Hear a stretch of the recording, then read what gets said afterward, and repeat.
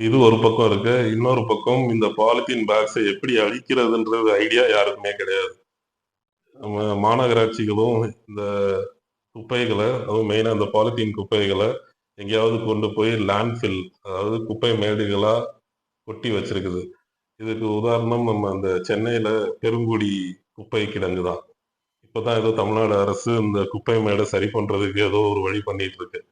இதுக்கு முன்னாடி வரைக்கும் அது ஒரு பெரிய ஒரு மலை மாதிரி குமிஞ்சு தான் கிடந்துச்சு. இந்த பாலித்தீன்ஸ் போக இன்னொரு சைடு பிளாஸ்டிக்ஸ் குப்பைகள். இந்த பிளாஸ்டிக்ஸும் அழியாத தன்மை உடையது.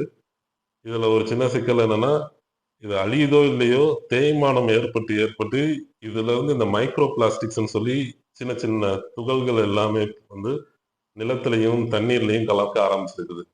மொத்தத்துல இந்த பாலித்தீனும், பிளாஸ்டிக்கும் தான் நம்மளுடைய இந்த இயற்கைய மொத்தமா கெடுத்துக்கிட்டு வருது.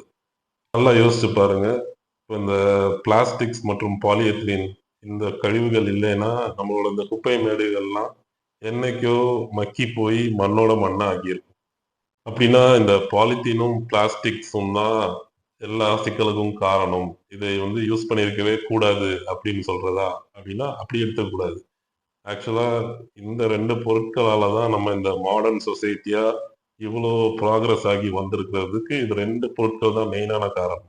இந்த பாலித்தீன் பேக்கேஜிங் வந்ததுக்கு அப்புறம் தான் இந்த உணவுப் பொருட்கள்ல இருந்து கன்சியூமர் குட்ஸ் வரைக்கும் எல்லா பொருட்களுமே எல்லாருக்குமே ரீச் ஆகுறதுக்கு இது ஒரு பெரிய உதவியா இருக்கு. அதே மாதிரி பிளாஸ்டிக்ஸ் வந்ததுக்கு அப்புறம் தான் நம்ம இந்த கன்சியூமர் குட்ஸ்ன்னு சொல்லக்கூடிய நம்ம ரெகுலரா யூஸ் பண்ற பொருட்கள், வீட்ல யூஸ் பண்ற சேர், டேபிள்ல இருந்து இப்ப நம்ம வச்சிருக்கிற கையில வச்சிருக்கிற இந்த ஃபோன் வரைக்குமே இந்த பிளாஸ்டிக்ஸ் இருக்கிறதுனால தான் சாத்தியமானது. ஸோ இந்த பொருட்களை மொத்தமா வெறுக்காம இவற்றை எப்படி மேனேஜ் பண்ணணும் அப்படின்னு தான் யோசிக்கணும். இப்போதைக்கு இந்த பாலித்தீன எப்படி மேனேஜ் பண்றதுன்னு யோசிப்போம்.